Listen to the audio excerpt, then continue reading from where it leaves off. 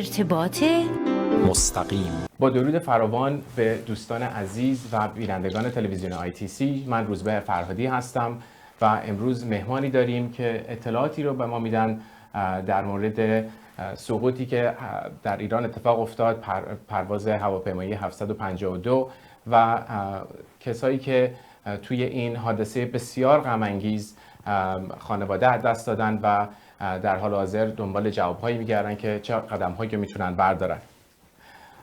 Thank you very much for joining us today. ما در خدمت آقای راد وینزور هستیم، سرپرست گروه حقوقی و هوانوردی Blaney McMurtry Aviation Law Group. ایشون سرپرستی این گروه داره و سابقه بسیار طولانی در این رشته داره. در 8 ژانویه 2020 18 دی 1398 پرواز شماره 752 هواپیمایی بین المللی اوکراین پس از اندکی از پرواز از فرودگاه تهران سقوط کرد، به دلیلی که بعدها مشخص شد مسئولین ایران اینو با موشک زدن و بسیار تأسف‌آور بود برای تمام ایرانیان، تمام کاناداییان و از جمله افرادی که جانشون از دست دادن 176 هموطنان ما بودن. Rod, thank you very much for joining us today. Welcome. Thank you. Before we do start, I do want to say one thing, if I may. I'd like to express my sympathies to the families and friends of the victims. It's not only obviously a tragedy when you lose a loved one, but to lose them in this way in such a senseless act is particularly horrifying. So. Thank you very much, and it is absolutely a tough time for the Iranian Canadians, and we appreciate you being with us today and answering some of the questions that we have. ایشون به ما گفتن که چقدر سودمند و ناراحتن و میخواستن به تمام کسایی که فامیلیشون از دست دادن تسلیت بگن. So let's get started with our first question. What should families expect going forward? You'd have to break it down into a number of stages. Clearly the families are going through a very difficult time and they have to deal with a lot of challenges. Some of these families face whenever a loved one dies, but some of them are unique. And in terms of what we do, we're focused on compensation, how we get families compensation. And with respect to that, the families, I think the first and most important point is to be very careful about the information they get.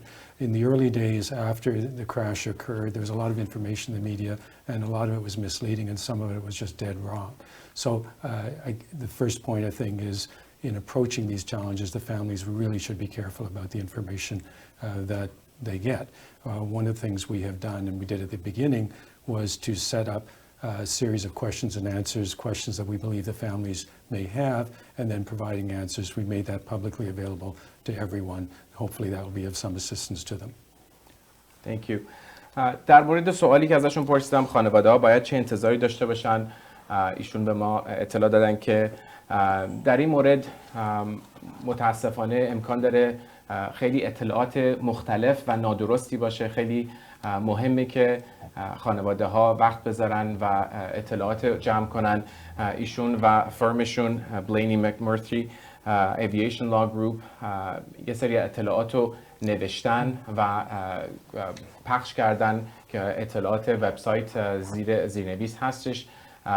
توصیه میکنیم که برین بیشتر بخونین و توی این پروسه اطلاعاتی رو که استفاده میکنین که تصمیم بگیرین حتما طبق چیزایی باشه که پروفشنال ها در خدمتمون میذارن. So as families move forward, why do families make claims? My experience is that families pursue claims for different reasons. First thing is I think families want the truth. Secondly, they want accountability. And thirdly, they need compensation. So in terms of the claim process, it is focused primarily on getting compensation, but it also addresses the truth and accountability. سوالی که از ایشون پرسیدم برای چه دلیلی خانواده ها ممکنه بخوان یه دعوی رو شروع کنن و در دادگاه بخوان برن.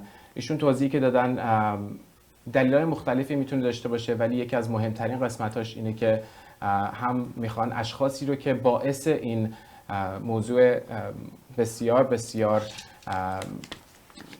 بد شدن و از نظرهای مختلفی صدمه دیدن پیدا کنن، مشخص کنن و 100% یه مسائل مالی هم باعث میشه که بخوان اینو جلو ببرن و از نظر مالی هم بتونن از طرف کشورهای مختلف بتونن از نظر مالی هم ساپورت بشن.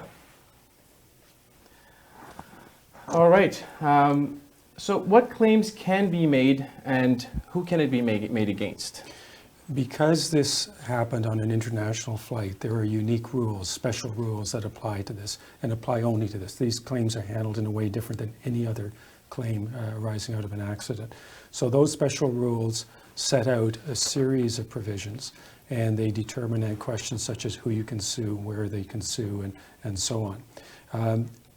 The investigation is not complete. It won't be complete for some time, but it's very clear that there's going to be a claim against the airline.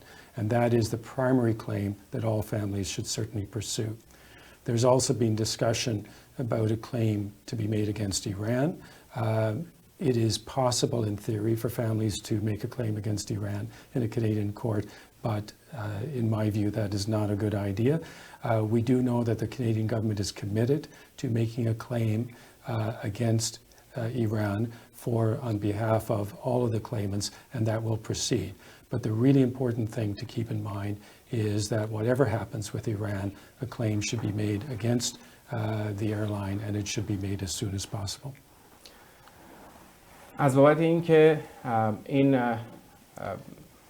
دعوی در مورد چه شخصی یا چه جایی انجام بشه، ایشون فرمودن که قدم اول اینه که اشخاصی مثل ایشون میتونن کمک کنن و در مقابل یوکراینین ایرلاین این دعوی انجام بشه. دولت کانادا اطلاع داده که در مقابل ایران هم بعداً ممکنه کارهایی انجام بدن و دعوی رو جلو ببرن، ولی میخوان مطمئن بشن که خانواده ها میدونن که بهترین و اولین قدمی که میتونن بردارن اینه که در مقابل یوکراینین ایرلاین این دعوی رو شروع بکنن و قبلا اتفاق افتاده که بتونن در مقابل کشور این دعوی رو جلو ببرن، ولی همیشه این پروسه سریع نبوده، ولی حالا بیشتر راجبش سوال میکنیم ازشون. So my next question is, I guess, as families are getting ready and there's so much that they do have to deal with, when should they actually move forward and move forward with a claim? It's a question. Obviously, the families are going through a very difficult time, and the last thing that they would want to consider at this time, perhaps, is pursuing a claim. However, the short answer to your question is that the sooner the better. And the reason for that is that the clock starts ticking once the claim is issued. So the sooner a claim is issued, the sooner the claim will be concluded. And so, we can talk later about how long that's likely to take, but really the sooner the better is the simple answer. ایشون فرمودن که در مورد اینکه چه زمانی این دعوی رو شروع بکنن باید در نظر داشته باشین که هر چه سریعتر این دعوی رو شروع بکنین مدت زمانی که به یه نتیجه میرسین نزدیکتر میشه. میدونیم که خیلی خانواده ها با مسائل خیلی زیادی رو در رو هستن، ولی این هم یه جزو چیزایی که باید بهش پی ببرن و بتونن در زمان لازم و هر چه زودتر این قضیه رو شروع بکنن. So I guess we answered the question of time, and my next piece is where can a claim be made? Remember, I mentioned that unique rules apply to these claims, and the convention which governs this sets out 5 possible places where a claim can be made. And so the first point is that it depends on the passenger. Each passenger may have a slightly different set of choices. The rules are complicated, so I can't go through them in the time we have, but the short answer is that anybody who bought a ticket in Canada, anybody who's a permanent resident of Canada, or anybody who had Canada as a destination on their ticket can probably sue in Canada and or the Ukraine. And I think it makes sense that anybody who has that choice would in fact sue in Canada. در مورد اینکه از کجا میتونن این دعوی رو شروع بکنن، ایشون فرمودن که بستگی به مطالب مختلفی داره، اما به طور اکثریت کسایی که از کانادا بلیتشون رو خریدن میتونن از کانادا دعوی رو شروع بکنن و به نسبت اینکه چه شرایط خاصی رو دارین، وکلای مختلف میتونن اطلاعات مربوط به اون کیس رو بهتون بدن. Can I just add one thing to that? I mentioned that these people, most people will be able to sue in Canada. I think it's important for the families to know that the convention speaks to where the passenger is resident, for example, not where the family member is. So if a claim can be brought in Canada, it can be brought by all family members, no matter where in the world they live. Okay, so it is where they reside that would have where they used to reside prior to that. Where the passenger reside, it may be important, but if the claim can be brought in Canada, any family member can sue in Canada. It doesn't matter where the family member lives. چیزی که ادامه دادن این بود که میتونن کسایی که در کانادا هستن یا در کانادا زندگی میکردن توی کانادا میتونن این دعوی رو جلو ببرن، ولی بستگی به این نداره که خانواده اون افراد در حال حاضر کجا زندگی میکنن، آیا تو کانادا یا خارج از کانادا هستن. Thank you for that clarification. So I guess the next piece is what should the families consider in their claims? Well, it depends where they sue. If they sue in Canada, the claim against the airline will be assessed according to Canadian law. And Canadian law looks at a number of things, the economic losses, also loss of support, the sorts of things that family members do for each other. But our law looks at the family members as the basis for determining assessment, so that each family member should have their claim assessed separately. طبق اطلاعاتی که ایشون دادن، موقعی که دعوی رو جلو میبرن، دولت کانادا طبق قوانینی که تو کانادا هست به شرایطی که خانواده ها دارن نگاه میکنه و به اون نسبت این دعوی رو جلو میبرن. به خاطر همین خیلی بستگی داره که این دعوی کجا شروع شده باشه. So I guess as families are also considering what evidence do the families need to prepare and gather together as they are considering putting a claim together? In a lawsuit of this type, there are two types of facts. Facts related to damages, in other words, how much compensation someone's entitled to, and facts related to liability or who is legally responsible. In this case, the families do not have to worry about the evidence with respect to the airline. That's really not of their concern. What is of their concern is the ability to show what their damages are.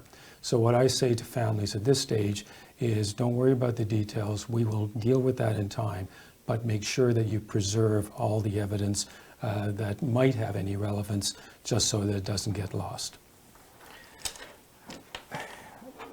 چند تا چیزهای مختلف و افراد باید نگه دارن به طور کلی موقعی که دعوی رو دارن آماده میکنن، اما در این مورد ایشون فرمودن که خانواده ها اطلاعات مخصوص به اون اتفاق رو فقط نیاز دارن نگه دارن، چون اطلاعات در مورد پرواز هستش در حال حاضر، چیزایی مثل بلیت و نوع خرید شدن بلیت رو حتما باید نگه دارن. So do families really need to have a lawyer, and if they do, how should they go about considering a lawyer?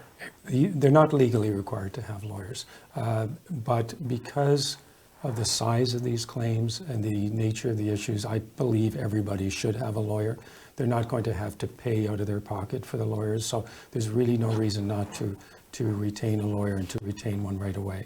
In terms of how you go about finding a lawyer, there are general rules which apply in any case, and those would apply here. You want somebody you trust, somebody who's experienced, somebody that you feel comfortable working with because you're going to be relying on them a lot. Specifically with respect to this case, because of these unique rules and because of the strategic issues that come up in these cases, I personally believe it should be somebody who has substantial experience in this area. I feel uncomfortable saying that because I do have that experience, but I'm not the only one. But I do think the families should focus on really looking carefully, not looking at websites which say, I do this kind of work, but look at actually the specific cases someone has done, what their role was in that case, and so on.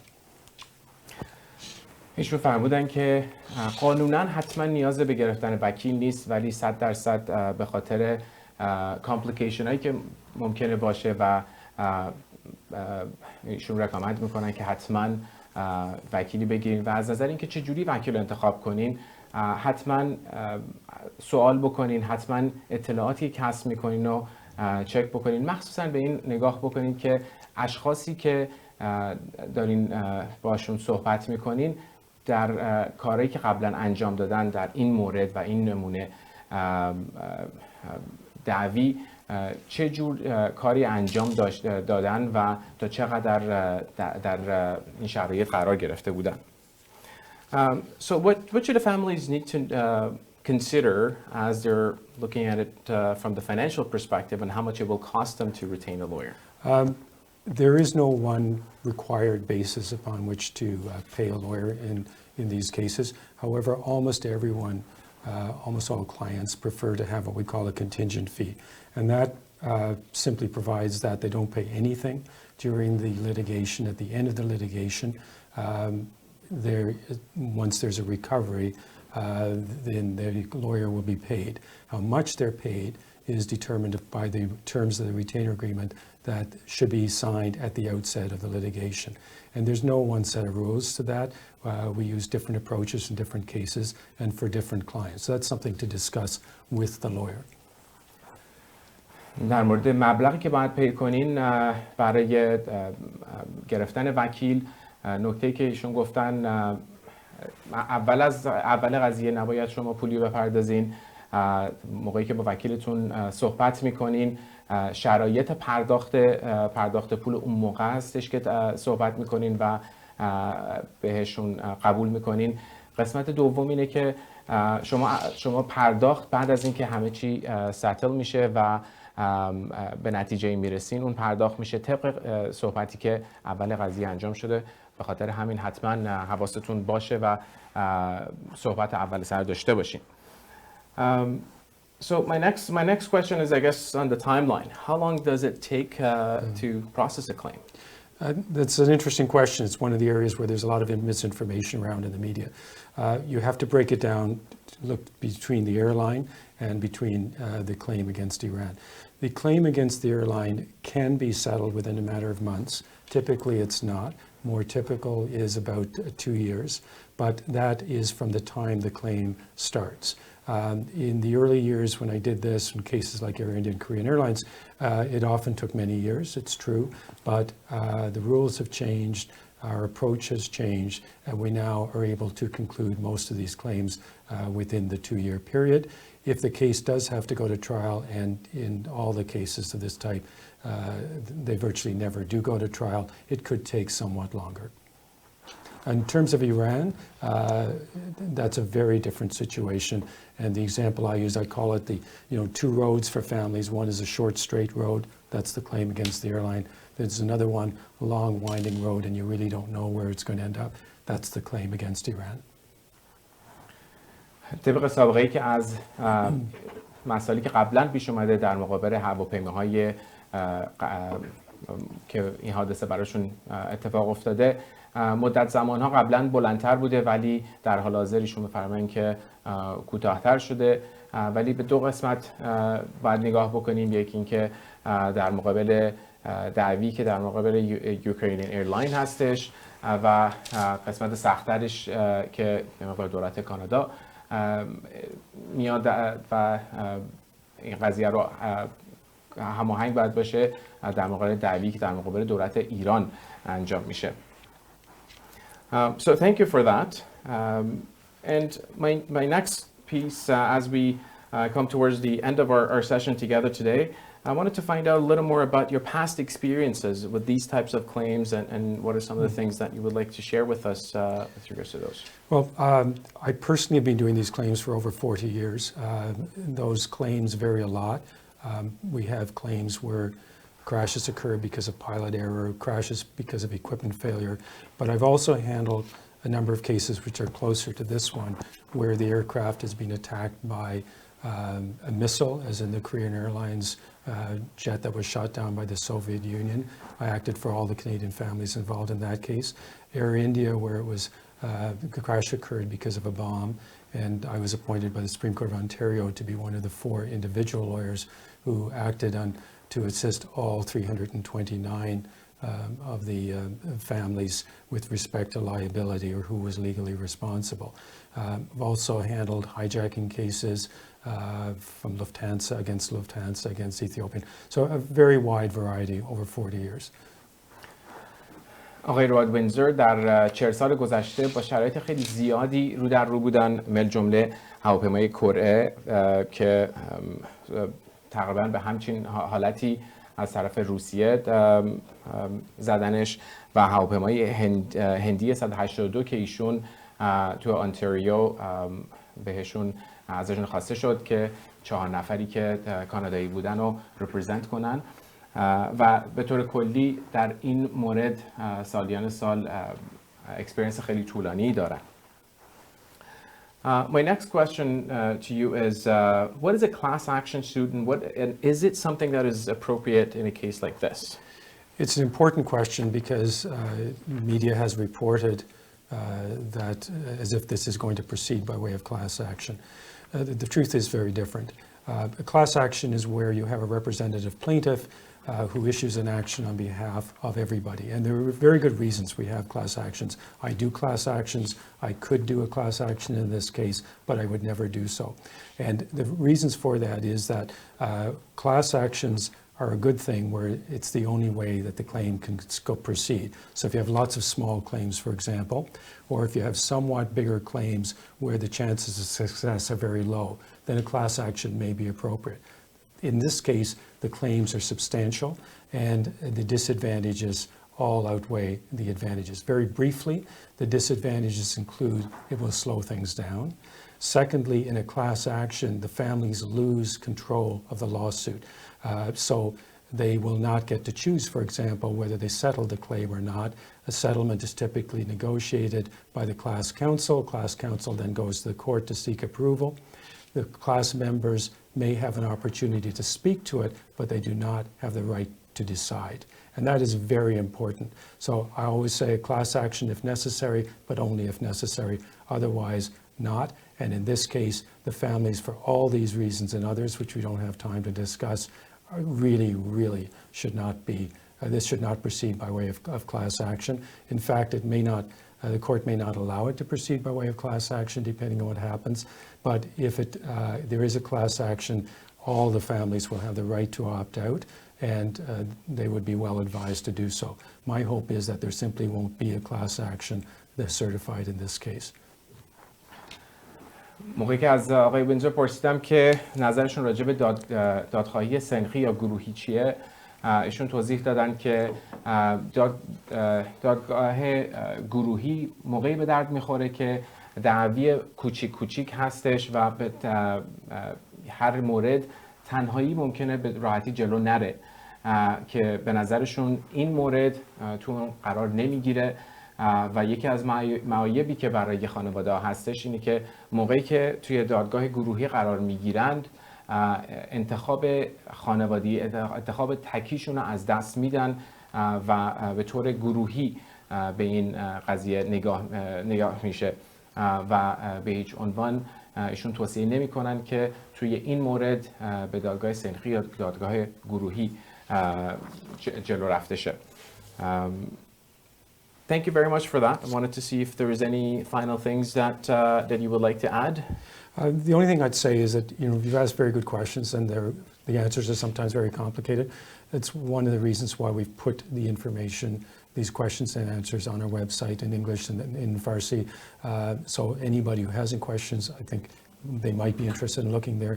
We're always happy to answer any questions in any way we can help. We will, whether we are retained by a family or not, we would always try and answer their questions for them.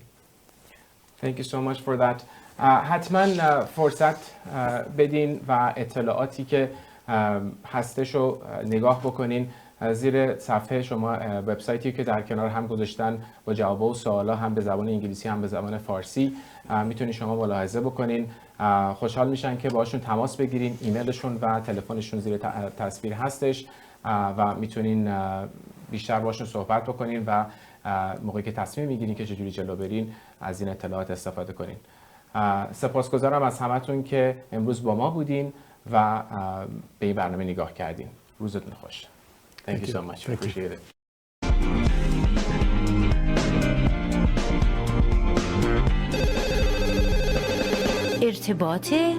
مستقیم